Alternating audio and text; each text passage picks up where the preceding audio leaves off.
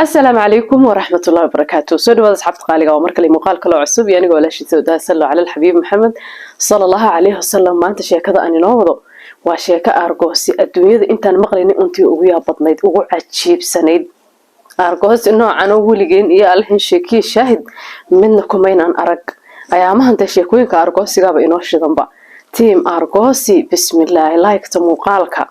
kor u qaada baan idin commentigana isku muujiyo anu idinkan idinka tirsanahay ma ogtihiin laakiin anu waxaan jeclahay argoosyada caqliyeysan ee aan lagu dhimanin argoosyadaas aan lagu dhimanin ma ila jeceshiin horta qofka si yar oo xikmadaysan in looga argoosto oo waxa uu yahay la soo tartiib yaa salaam balse sheekada maanta yaa salaam weeyaan de sheekadu waa qiso bimacna alkalima عجيب ويبقى دافتيبا منيرة أي شيء كذا نقصه بالله بنيسا شيء كذا استثمار ده دي بيدعضي أردن سوريا لبنان وده ما ضحسي كذا عضي يعني شيء كذا يعني ده قارن محل هذا وري أردن منيرة قبل هذا شيء كذا نقصه بالله بنيسا ما يوري سوريا ما يوا المهم وقبل عربية أو دلال كان درس جه اسكو حقيقي اسكو يرى لحجة كو حضلنا ودلالتي منيرة waxay dadba gabadh aad u qurux badan gabadh kasto sheekooyinka ku jirta may qurux badan tahay gabadh qurux badan oo maxaad u dhahdaa soo dabad ku leeyihiin ma gabadh fool xun baa jirta marka gabadh kasta oo dunida guudkeeda saar way qurux badan tahay ma gabadh fool xun baa jirtaba yaa salaam gabdhaha oo dhan waa wada qurux adduunyada ilaahay gabdhaha wax ka qurux badan oo jiraba aad bay gabdhuhu u qurux badan yihiin marka gabadhan la yiraahdo Munira أنت قروح بدن تهاي بقروح ذو حال وجود إدب أخلاق حشود أسلوب مركز سعط السيدة سيدلك أوفير المتعال إن ماذا كقدر شيء كذا مركز سواب بلعبنا يسمونه يرى جامعة بردقان يسوي كلية معلمين تب وحيربتي معلمات إن النقطة أو سكول كمركز دقان يسي تكسير سرينتين كوا بحين بيلا مركز يريد لا مركز تكسير سر دقان يسيبه وحيش على يد ولي جد إن النقطة معلمات إن النقطة أي أحد وشعليد منيرة منيرة markaa sheekadeed waxay ku soo bilaabanaysaa xilliga kuliyada macallimiinta ay dhiganaysay waxay aad gabadh yar oo hadaf leh han leh inay wax akhrisato jecel edeb leh akhlaaq leh quruxdana isleedahay de bismillaah day qayb kamid ah miyaa oo halkan la soo istaajiyay day xibaaba lagu yiri halkaas iska fadhiisaba dunida ana ifinay quruxdeeda kaliya sida Munira ay qurux badan hada qurux kaliya ma hada aqliga kaga dartay idinku sheekadeedu u dhageysta kadib gabadha la yiraahdo Munira meesha ay kuliyada ay ka dhigato macalinimada iyo gurigoodu aad u kala fogeyn wax yar marka la lugay yani wax gaadiida inay raacdo uma baahnayn ama bas ama taxi uma baahnayn lug bay ku tagi jirtay lugna way kaga soo noqon jirtay subaxii aabaheed markuu shaqada aadayo Munirana kuliyadeeda ay aadayso aabaheed baa Munira ka xayn jiray kuliyada geyn jiray kadibna aabuhu shaqadiisu iska aada hadhow galabkiina Munira gabdhaha dariskii waxbay soo raacdaa gabdhaha saxaafadoodii ku kala leexdaan in yarba iyadoo iska soo lugaysa kadib gurigooda ay timaadaa gabadha la yiraahdo Munira markay sanad meesheedii kuliyada ay baranayso oo kuliyada macalinimadu waa 2 sano iyo wax yar labadii sanad meelahaas uu u dhiman yahay oo macalinimadii habkii ama qaabkii macalinimada loo tababarayo oo arinteedu meel qurux badan u marayso baa waxa sheekada soo galay Suleymaan la yiraahdo Suleymaan ku yahay waa caashiq alwalhande nin caashiqsan oo caashiq ku dhacay weeyaan wuxuu bilaabay ninkan Suleymaan la yiraahdo inuu gabadhan jidka u istaago oo uu isku dayo inuu la hadlo marka ma jidkan uu ku arkay ma meeshan jaamacada uu ku arkay ma garanay meel uu ku arkay laakiin Suleymaan wuxuu bilaabay gabadhan inuu maalin walba wadada u istaago oo la hadlo gaari buu wataa marka isagu gabadhan iyo gabdhahan kale isla socdo raacaya oo ag soconaya markii gabadha laga wada kala leexdo ee Munira dhinaca gurigooda si aadayso marka ka soo dabagala daaqadu dajini ayr buu ag soconi wuxuu isku day marka inuu la hadalku turtuura kaale aan ku sii qaade qurxay maxay sharafay hay iyaduna lamaba hadashaba saane dhulka iyadoo u eegayso bay gurigooda u dhawaata markuu arko inuu gurigooda u dhawaateen uu iska noqdo wuxuu siraada dadka xaafadahu inuu ku arkin ninkii Suleymaan wax walba intuu sameeyay uu geed dheer geed gaaban ba koray uu gaariga ka soo dagay uu Munira hor istaagay uu warqad ku soo tuuray xataa waraaqo ku soo tuuri jiray mar walba waraaqda ma fiirsaba ma qaadaba ma kala bixisaba ma nambarkiisa ku qoran ma hadal baa ku qoran wax ku qoran abidkeed warqadu ninkaas soo tuuray intii ku foorsatay saas u qaaday maynaba fiirinin ninkii Suleymaan gabadha way la hadlay gabadhan waxay go'aansatay ninkan inay la hadlin isaga yani dhaga marmarinaysay isaga ignore gareynaysa aakhirka waxay istir isaga ka hadhay laakiin Suleymaan wuu hari waayay maalin walba gabadhu hor istaaga niyadeydu waa shariif waxaan ahay qof wanaagsan waan ku jeclahay si wanaagsan baan ku jeclahay wanaag baan rabaa reerkina ka soo doonanay ehelkeygan ku soo diraya ila hadal mi nimanka xun ee gabdhaha faduuliye gabdhaha fasahaadi gabdhaha jidadka u istaaga mi waxaan ahay nin Suleymaan marka waa nin weyn gabadhan yani ninka weyn oo ilaa 27 28 sano jira weeyaan mar hore wax bartay jaamacad ka baxay oo shaqaysto guri loo gaari loo nin de gurdoon oo yani guursan karaya gaarigan ana iskala guri baan leeyahay waan ku guursan karaa meher qaali aan bixinaya reerkiina ka soo doonanaya hadda tiraada isoo doono maanta ku soo doonanaya bari intaan la gaadhin walaa xaaga Muniir lama hadasho ma eegtaba xataa ninkii marka gabadhan waxay go'aansatay inayna la hadlin sidoo meelaha u taagan yahay uu u hadlayo wax istir aakhirka isaga ka hadhi doona laana gabadhan waxay rabtay in waxbarashadan dhamayso kadibna ay macallimad noqoto kadibna ay shaqaysato waxbarashadan iyo waxaanay hadaf ka lahayd in la hadasho ma rabto qaasatan in jid taagan oo maanta mar warqad gabadhan ku soo tuuray marna gaariga albaabkiisa furay kaale soo galaan ku qaadeedo ku haya may rabin inay la hadasho laakiin ninkii Suleymaan ahaa wuu hari waayay maba hadhayaba gabadhan way diiday inay hadasho Suleymaan wuu diiday inuu hadho sidii loo ahaa ee laysu daba socday maalinkii dambe wuxuu ku dhaw soo doonanaya berri baan ku soo doonanaya ma la hadalba reerkiinaan imanaya bari aniga qoyskayga imanaya oo ku soo doonanaya wallahi waa iga dhab waa iga run xaafadiina u sii sheeg bari baan ku soo doonanayna adayaba hadlayaba way iska socotay gurigoodii bay iska tagtay maalinimadii dambe dad baaba guriga yimid Suleymaan iyo qoyskiisii qaraabadiisii dadkiisii ehelkiisii waxay dhaadeen waxaan u rabnaa gabadhan waxaan u rabnaa wiilkayga Suleymaan kale ma socdo marka waxaan u rabnaa wiilkayga waxa la dhadaa Suleymaan waa nin fiican oo shaqaysta gaari buu leeyahay guri buu leeyahay waa nin isku filan gabadhaan oo meeshan kuliyada wax ka baranayso kuliyada macallimiintu ku arkay marka gabadhaan u rabnaaye noo weydiiya gabadhan la yiraahdo Muniira aabaheedii hooyadeed marka way ogaayeen inay tahay gabadh yar oo waxbarashada aad u jecel wax akhrisata aad yani uu waxbarashadeedan inay ka midho dhaliso jecel waxay dhaadeen gabadheedu inay waxbartay jeceshahay dhowr jeer ba inta la soo doontay bay diido waxay tiri anigu inaan waxbarashadeeda dhameeyo ma ahan ma guursanayo way qurux badneed marka Muniira mar walba waa la soo doonin jiray markii la soo doontaba aabaheedii hooyadeed waxay ku dhahan dadka soo doonta gabadheedan weydiinayna haday yeesho khayr haday diido anagu ma qasbayna gabadheeda marka waxay dhaheen waan ra'yiga Muniiraan weydiinayna waxa la dhigay Muniira nin baa ku soo doontay nin la yiraahdo Suleymaan waa nin fiican oo shaqaysta lacag buu haystaa ma wax tir ma rabo la Suleymaan wala Saciid wala anigu guur ma rabo waxbaan baranayaa ilaa inta jaamacada ka dhameynay inaan guursado ma rabo jaamacada markaan dhameey inaan waxa rabaa shaqaysto macallimad aan noqdo markaasaan ka fikiri doonaa bay tir guur laakiin hadda waqtigan ma doonayo guur dadkii waxa lagu yiri iska raali noqdo gabadheedu hadda guur diyaaru ma aha hay'adahan reerihii way iska tageen waa Suleymaan qaraabadiisii hooyadii walaalihii dad isagu soo dirsaday waxa lagu yiri marka gabadhii reerkoodii waxay ku yiraahdeen Suleymaan oo iska raali noqo hadda gabadhani guur diyaaru ma aha ninkii Suleymaan rabin marka inuu arko gabadhan inayna guur rabin isagana inayna la hadlaynin soo inuu iskaga hadho lama rabin marka uu banaanka ka maro ma jirto wuxuu yiri gabadha inaan guursadaaba jirtaba gabadhanaaba inaan guursado ila hadasho mooyaane adduun iyo aakhira kale uu yeelan waayba ninkii iyo shaqo iyo dan iyo amal kale kababa dhacaba ilaa Muniira intay markay jaamacada ka soo baxdo ilaa intay gurigooda ka galayso waa inuu la socdo mar warqad ku soo tuuro Muniira ila hadal telefoon numberkayga ku siinaya aan ku soo waco numberka gurigiina ii sheeg Muniira maxaad rabtaa Muniira maxaad jeceshahay meher intaasaan ku siinaya dahabaan ku iibin maxaad dahab u iibin horta inay kula hadasho kama horeyso gabadhii muddo dhowr bari markay ninkii iska dhiga marmarinaysay waa markii uu soo doontay kadib bay waxay tiri khalaas dulqaadkii waa ka dhamaaday waxay tiri ninkan si kasta hadaan isu moogaysiyo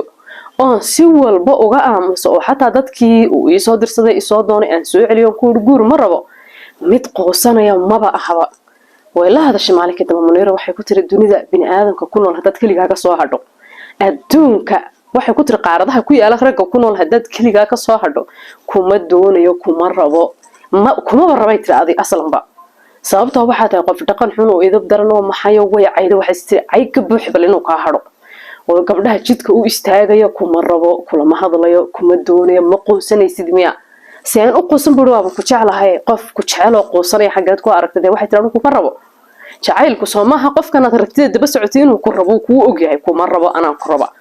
haddaba anigu kuma rabay iga hadhka ma harayo yirade waan ku rabaa anigu kuma rabo yaa ilaahi sheekadiisa inuu ma soo xasuustay Zainab ma xasuusataa ninkii Maxamed igu yeeray Maxamed noolal kuma rabo anaa ku rabo anaa kuma doonay anaa ku doonay jacaylku waa qayb waalida ka mid ah nidiniri ima aaminaysaanba jacaylku waa qayb waalida ka mid ah gabadhii waxay tiri ninkii kuma rabo wuxuu dhaana ku raba waxay tiri marka dee anigu kuma raba maxaa xala marka kuma doonayo kulama hadlayo kuma guursanayo kuma aqbalayo kuma rabo yaa ibn xalaal adduunyadii bad cidhiidhi igaga dhigtay inaan guri ku xidhnaado soo bixi waayaan ka baqayaaba oo jaamacadda dhan dartaa uga baxo ammaan isii ilaahay baan kugu dhaariyo wadada ii banee jidka aan kaa maray ma jirto wuxuu dhaana ku raba dee anigu kuma rabo marka dee anaan ku rabo iskaga soo tagtay maalinkii dambe bay haddana aragtay maalinimadii dambena sidii oo kale waxay ku tiri kuma rabo wayna cayda way aflagaadisay oo waxay tiri wax waxa tahay xun oo xishoonayno nacasoo doqono bilaa damiiro duliyo nin ragaba ma tihid nibba ma tihid ku xaagan wadada uun taagan 24 saac kuma doonayo kuma rabo jidka ma ka mari karaa ma igama mari kartid anaan ku raba waa la istagaal maalinkii dambe waxay istiri bal hadalka ku xumee ku qalooc inuu ka haro ma hareeyo Suleymaan marka mid haraya maaha gabadhi gurigoodii bay iska tagtay maalin kasta ilaahay bay bardaa subaxii markay baxayso yaa rabbi ilaahu Suleymaan wadada yaana ku arkin kaas masiiba Allah kurdiya iga cishada yaan uga dacwooda ninkii Suleymaan aha gabadhi way weyday maalinkii u dambeysay la isdagaalay maalinkii ku xigtay way weyday waxay tiri alxamdulillah wa akhiran canaantaydii dagaalkayga najiita khayr leeba keentay maba jooga kii wadadii saa u fiirsay nabad bay wadadeeda ku soo martay maalinkii dambana sidoo kale maalinnimadii dambana sidoo kale 3 bari ninkii Suleymaan aha maqnaa 3 bari uu soo fikirayay uu fikiray say Muniiro ku guursan lahayd ee ku aqbali lahayd sidoo Muniiro ku guursan lahaa iyaduna ay ku aqbali lahayd buu ka soo fikiray gabadhii way faraxsantaa waxay leedahay ma joogo kii waan canaantay waan ku qayliyay canaantaydii ba khayr dhashay isagiina wuxuu isleeyahay uu yaani uu niyad ku hayaa isagiina wuxuu isleeyahay niyad ku hayaa ka fikiraya sidoo gabadhan ku guursan lahaa ha fikiro kaliima hadde isagii shaytaan isagii wixii adduunka ibliis joogay oo dhantii isku yimaadeen si u fikireen ay u shirayeen ay marba kaarta u keenayeen maya kaartada wuxuu rabaa markan gabadha inuu ku qasbo inay guursato yaani inuu wax sameeyo kadibna gabadhu ay على دي قصبا عنها قصب إنه كأجلاته إنه يعني حاس كيس أي نقطة وجورسه إلا نكن وحق أنكو جاري كأن بوحق كجارو مالساس وجو حريق ضي كبردا إنه جورسه مر كبردا صرت إنه جورسه بل أما هفر أما حقب أما هيسلنا ولا هذا وحيد دعي حدو حبك إكبق لني سجع مر هرت كبردا سويني حاس كي نقطة كبردا نكن مر بتصومه وفكرة سدحبري وسو فكري يسوي إبليس سو فكرين كأن بالسوق جاري مال أفرادكي قبل يدو إسكسر عطو جريهود أكتيس سيمر يسبوا حلقي لو قبل بجام عاد إسكسر راجعين لو بدي قبل أي جريهود كل عادين ويدون كل جد ماشي ده وكل بجري شتكي أي مرة يسو قبل هال مر بابا لو قد عيب وب قاعد باتشير قبل جديد قاعد مركو قبل تشير سان وقد عيب مو نكر مرين لكن وكل عيد قاعد تروس كيسا كل عيب قبل دول كي كل عدد كي ودبت شوي وحبا إسكسر أرنين كي قاعد ودي وكسر دقي وحير دختر بانه قبل إسبيتال بنجيني على قبل إسبيتال بنجيني نك وحو وتي مركز سانت وأسود دقيقة مالهن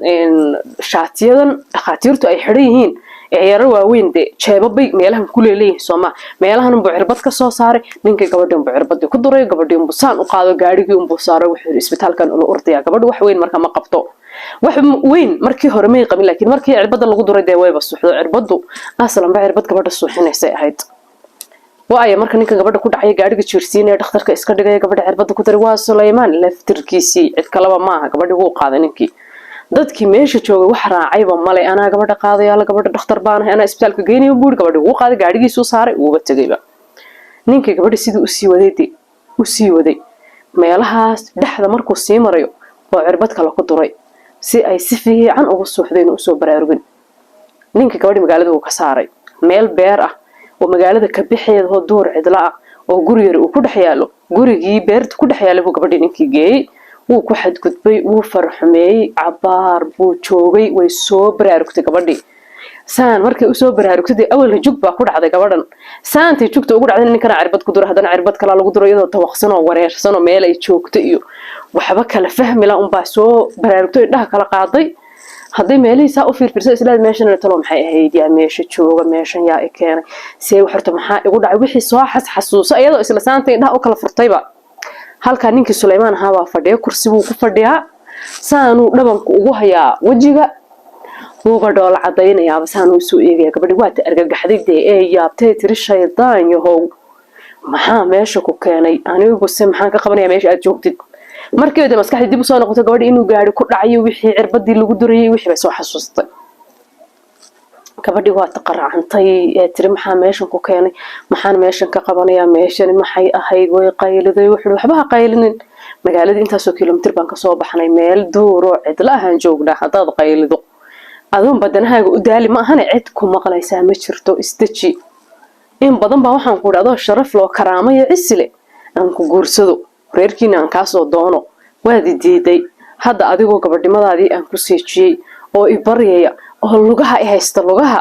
waxaa ballan buri adu i guurso inaad igu barido soo awalkaama bari jirin aan ku guursado Muniira aan ku guursado reerkiina aan kaasoo doonto soo ma diidino ilamaad hadli wayna markii dambana imaad caayin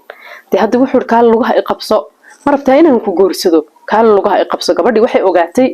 inuu ninkani wixii gaadhiga jirtay isaga ahaa wixii cirbada ku duray cirbad kale inuu ku sii duray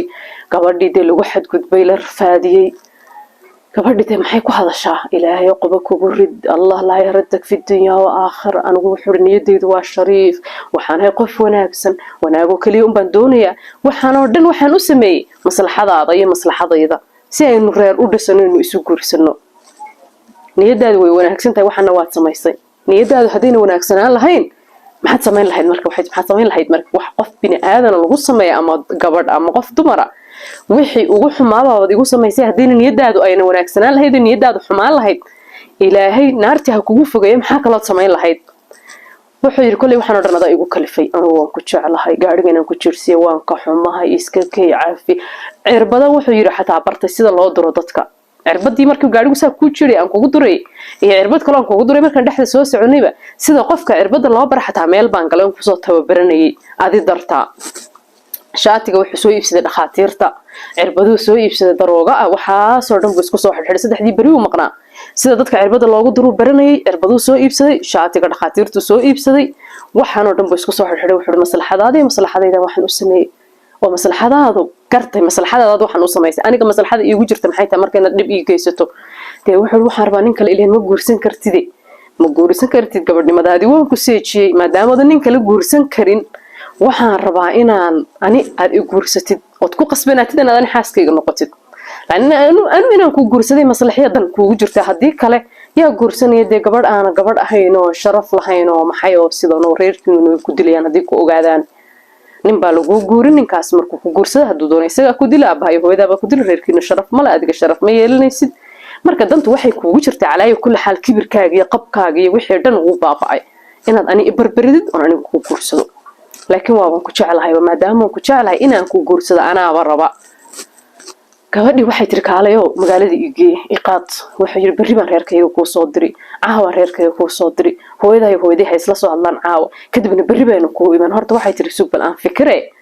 oo waxaan aad igu samaysay dibkan igu dhacay jugta i soo gaadhay masiibadan aad samaysay waxay tiri horta bal aan la qabsaday waxaan u baahanahay muddo dhowr bari oo fikiro waqti inaan qaataan u baahanahay ilaahay uqabaha kugu rida kaalayo iqaad bitir magaalada ilaa gabadha meesha guriga yarka haday banaanka uga soo baxday waxay aragtay meel beer inay joogto cidla oo duura kaale waxay tiri qaada magaalada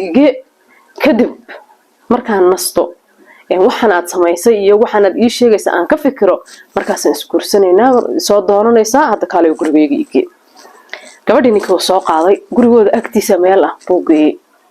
gabadhii de murug jug baa ku dhacday gabadh gaadhi buu ninku jeertay cirbada darooguhu ku duray iyadana way tawaqsan tahay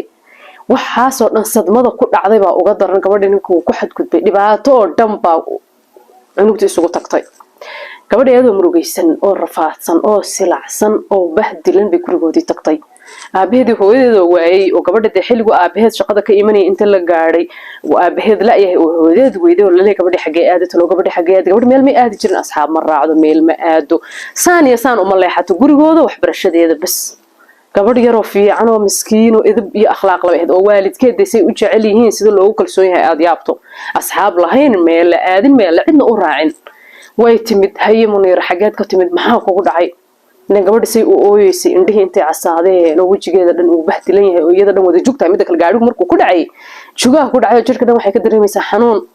waxaas jirka kaga yaaliya xanuunkaas oo dhan murugta ay gudaha ka dareemaysay qalbi jabka uga daran gabadhu waxay tir gaadhi baa jeeray kadibna qofkii gaadhiga jiirsiyay miyaa qof kale miyaa ma garanayo qof baa qaaday isbitaal baa la igeeyay isbitaalka baan markaa waxay tiri hadda ka imid qofkii iqaaday isbitaalka igeyba lacagtiina iga bixiyay oo jug baa igu dhacday oo meelahan waxay tiri agteenu gaarigu igu jeedo dad dariso halkaa dadka degan baa xataa arkayo makhraati ka oo hooyadii abeed gabadha way fiirfiireen alxamdulillah dad fiican tahay waan ku weynay waan ka walwalnay alxamdulillah gabadha kiniiniya xanuun baabiyi waxba la siiyay qolkeedii bay iska gashay qolkii uu ku dhax ooydo fikirto gabadha macunta cunid baa u taala macuntay cuntaa miyay seexataa jaamacad bay aadaa waxbay akhrisataa gabadhi masiiba ku dhacday ileen way fikirtay gabadhi way fikirtay mana dhihi karto waan joogayaayo murugtan iyo dhibkan haysta hooyadeedii aabaheedii dadka xaafadda jooga way ka qarnaysaa qolkeedan bay ku dhex murugaysan ku dhex fikiraysaa subaxiina way soo baxday jaamacadeedu bay aadaa subaxii koobaad jaamacadeedu markay aaday waaba kana Suleymaanki habarka qabay meel halkaas oo kaliya taagan yahay intuu gaariga maraayadii sii dajiibo oo dhaqla cadeynaya gabadhi saanay u eegtay hoos bay iska fiirso waxaan arkaynay bay iska dhigtay ciilka hayana waxay isleeda ilaahow yaa intuu mindi qaado jarjara gabigiisa sida suqaarka oo gabigiisa karsada oo hilibkiisa cuna ciil baa ka haya maalin labaadkii sidoo kale lama hadlin maalin saddexaadkii bay soo istaagtay marka waxay tirahay waxaan rabaa inaan kula soo hadlay telefoon numberka gurigiina isi waa xilligii line ku jiray alla waa ka farxay dhool cadeeyay yiriyaha telefoonka guriga ha warqad intuu ugu qoray buu si numberkii waxay tiri anaa ku soo wacayo isagoo faraxsan buu tagay waxay tiri goorma soo wacay goorma waxay tiri 8 ku soo wacay fiidkii 8 fiidnimo haye waayahay gabadhi 8 fiidnimo telefoonkii jaanis ku heshay way wacday saantay u wacday alo alla maxay tahay alowdan quruxda badan cimrigayga intay adduunyada intaan noolaaba caawa iga farxad badan ma arag alla munira isoo wacday run miya waan aamin la ahay markaad maanta igu tiri caawa 8 ku soo wacaya ilaa hadda telefoonkan afrodhi ila telefoonka lama qaadan karo meel lama aadi kare ma bixin oo meel lama aadin oo saan xataa uma istaagin telefoonkan baan afrodhi inta waxaan ka baqay inaad isoo wacdo on ka qaban wax dhageyso waxaan rabaa soo ima soo doonanaysid wuxuu ku soo doonanaya hadan hooyaday ugu yeedhay hooyadaas ay walaalash ma wax tirsu korta sug hooyooyinku way dambeynayaan waxaan rabaa bari xilligii jaamacadda aan aadi jiray baad waxaad iigu imaanaysaa meelihii aad soo istaagi jirtay wadooyinka ahaa kadibna waynu israacaynaa meel cid la aan tagaynaa waan wada hadlaynaa intaana ehelada iyo qaraabadu hawsha soo galin marka sad ii soo doonan lahayd gurigaan degi lahayn gurigaad ii dhigaysid waxaasaynu ka wada hadlaynaa haye waxay tiri bari xilligan jaamacadda aad jiro jaamacad ma aadayo ani adaa wada hadlayna meel baynu aadana cidlahan ku soo wada hadalnay bari subaxii iyo imo xilliga jaamacadda subaxii wuxuu yiri waayahay gabadhani marka muddo 3 bari ay way fikirtay go'aan bay gaadhay marka ninkan say kaga aarsan lahayd maxaa la dhahaa gabadh islaameed inta la afduubtay oo la daroogeeyay lagu xadgudbay waan ku guursanaya ilaan danbay ku tahay inaad i guursatid i guurso maslaxadaada ka talinayaa cid kale wax kugu falaysa ma jirtee waxay tiri sug maslaxadaada ka dhex arki doontaa ballan waxaan ku qaaday Suleymaanow ballan waxay tiri ta kugu dhacda dhalashadaada hadaad qoomamaynin Muniiraba leeyma baadhahdaba gabadhan way fikirtay kaartay keentay way hurgali weyday to kale keentay way ka noqotay to kale go'aan bay soo gaadhay ugu dambeyn subaxii waagu markuu bari buugteedii waxay soo qaadatay jaamacad bay aadinay waxay soo istaagtay meeshii ay ku ballameen ninkii Suleymaan ahaa Suleymaankii oo dhoola cadeynayo halkan taagan gaarigii bay gashay haye wuxuu yiri aan wada hadalno waxay tiri xageen ku wada hadalnaa meeshan ma waxaad rabtaa dadka meelaha soo marmaray darisku inay arkaan may waxay tiri meel cidla ah meeshii maalinkii aan joognay beertii inagee wuxuu yiri beerta saaxiibkayba iskala ma ogtahay markaad tiri meel waxaan rabaa aan ku wada hadalno aniga adoo cidla beerta furheedii baan soo qaadayba beerta saaxiibka iyo awga wixii dooni hal ahaaday meel cidlaan ku wada hadalnaan rabaa in marba tiri beertii maalinkii inagee waayahay waxay tiri marka cabitaan iyo shaax iyo waxbaan rabaa meelahan markaan sheekaysanayna waxaan caabnay meelahan wax inooga sii qaad wuxuu yiri marka shaax iyo sonkor iyo weelal iyo wax kasta meesha weeyaan inay saaxiibkay mar tagna ma ogtahay laakiin cabitaan iyo biyo waxaas dhan waaban inoo wada hayay waayna mar waa la israacay beertii baa la tagay beertii marka la tagay baa la soo fadhiistay wax yar baa la sheekaystay waxay tiri shaax baan inoo soo karinaya cabitaankan iyo waxana koobab iyo garaafiyo waxbaan inoogu soo shubaya haye wuu iska sii fadhiyay marka isagu gabadhii jikada gashay shaax bay soo karisay cabitaan iyo biyo waxbay soo qaaday siiniyad bay ku baayada badaan ku soo qaaday marka kuwa shaax ku jiro biyo cabitaan mid khaas oo isaga ay ugu talagashay u soo sameysay marka oo marka saas loo kabado saabic noom hurdadii 7 la aadayo way soo fadhiisatay haye markaad isoo doonanayso anigu waxaan rabaa meherkaygu inuu anigu waxaan rabaa intaasoo garaamo dahaba haye cabitaankii baa la cabayaa moogtahay isaga kiisa ay ugu talagashay bay siisay iyaduna keedii bay cabtay dhaaga ninkii ugu seexday markuu ninkii seexday cimrikum ma qiyaasaysan Muniira ninka waxay ku samayn doonto ala Muniira ninka waxay ku samayn doonto ma qiyaasi kartaan de gabadhii Muniiraad ma iska waalinay ninkii markuu seexday ee uu daroogooday sidii iyada ay u daroogoto kale uu daroogooday boorseeda unbay furtay mindi ay boorseeda ku wadatay intay la soo baxday unbay aar xubintii taranka ka goysay ninkii ha suuxsanaado uun ha dhiig baxo isagoo malaha dhiigga jirkiisa ku jiray waa xiyaar ku dhiman tahay oo xanuun dareemaya buu soo kacay markuu soo baraarugay ka baxday daroogadii iyo wixii kursigii maalinku ku fadhiistay intay ku fadhiisatay bay aayar saas dhabanka gacanta ugu haysaa saanay u dhoola cadaynaysa way sugaysayba intuu koomada ka soo baxayo ilaan isagoo sugay intay koomada ka soo baxaysa ninkii saantu u soo kacay uu gabadhii arkay halka fadhido dhoola cadaynaysa oo eegaysa buu deesaantu u soo baraarugayba xanuun buu ileen dareemayay buu is arkay deeyaa ilaahi isagoo dhiig baxay oo masiibadii adduunka ugu weyneed ku dhacday waa ka qayliyay maxaad samaysay Muniiro maxaad samaysay buu ugu qayli maxaan sameeyay waxay tiri maana waxba sameeyayba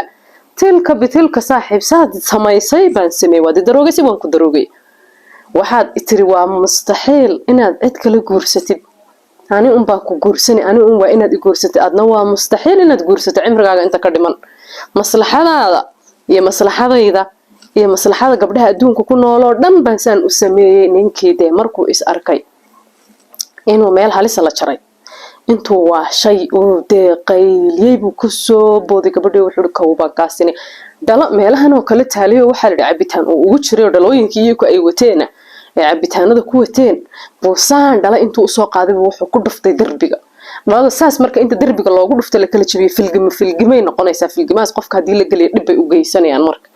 dhaladii buu kula soo haaday marka wuxuu waan ku dilayaa waynan kawkaas isagoo de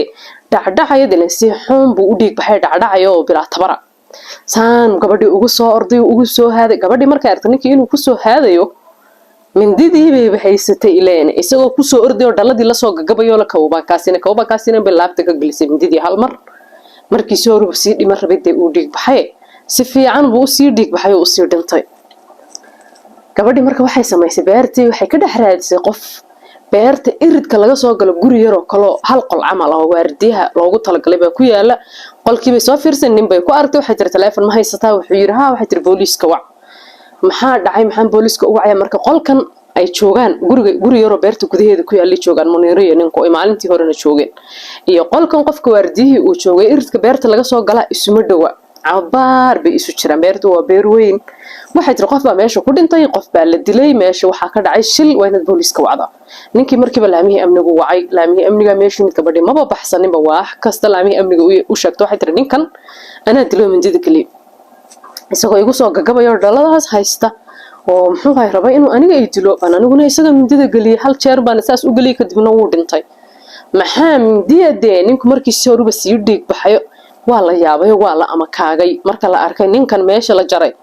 dadkii waxa ku dhacay oo ama kaagay afkala qaad gabadhii waxay ka sheekaysay marka ninkan sababta ay saas ugu gashay iyo isagu sidoo u galay waxay tiri marka ninkan ismaba lahaynba markuu soo baraarugo uu is arka waxa ku dhacay dhal uu qaadanaya uu soo gagabaya uu qaylinaya waan ku dilayaa buu oranayaa inuu saas samaynayo yani radad ficilkaas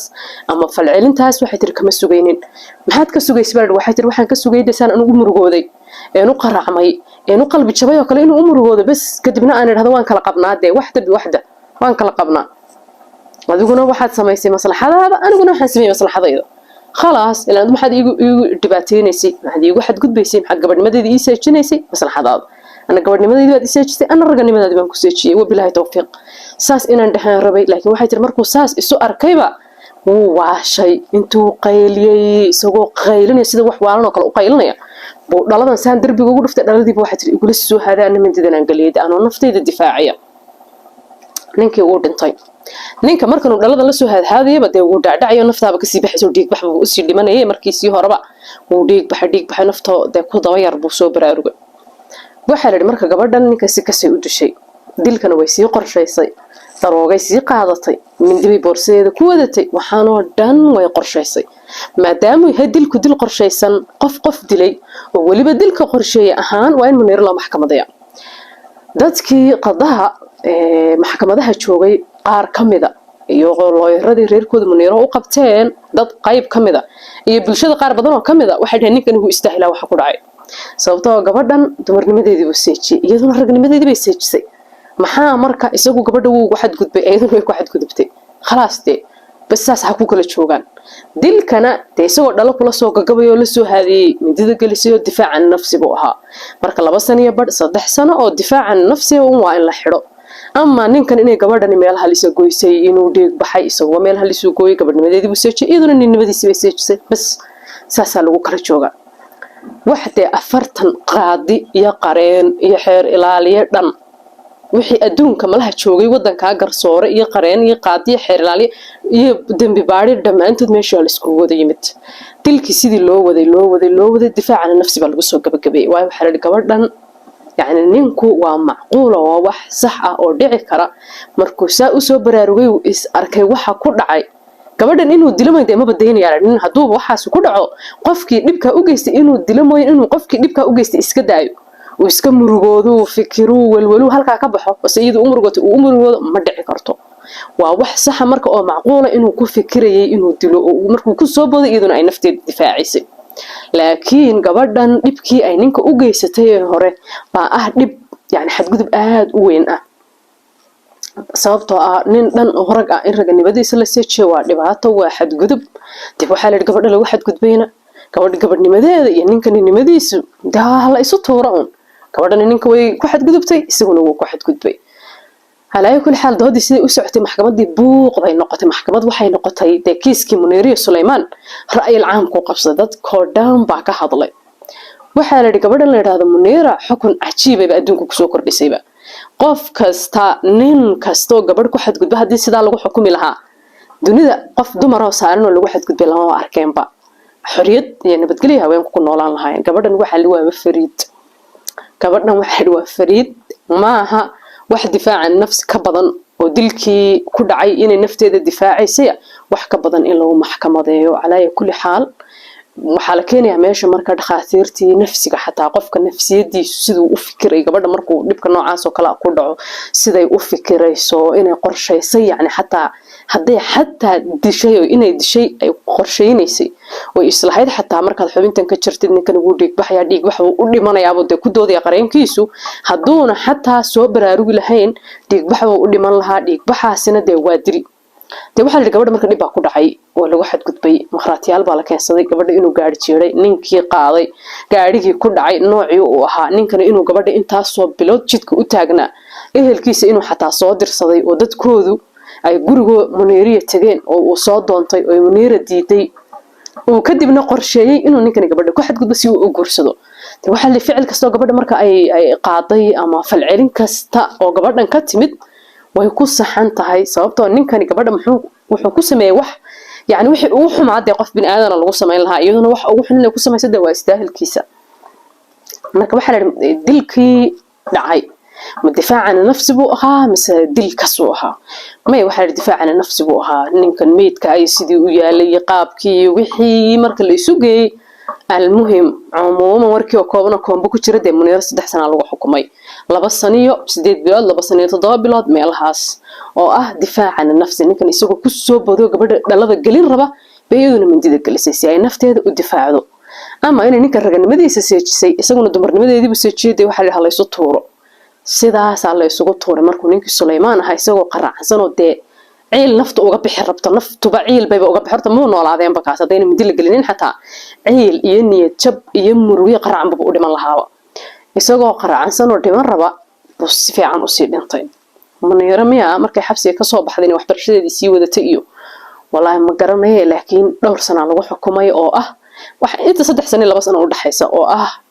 difaacan nafsiga dilkii difaacan nafsiga ku dhacay bas hay'ad maro Muniira maxaad dhahdeen Muniira xukunkeeda ka warama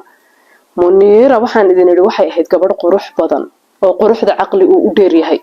wallahi billahi abqariyad bahayd gabadhaas Soomaha فالحكم كمنيرة محاد لحظين كورما بالمنيرة يحكم كذا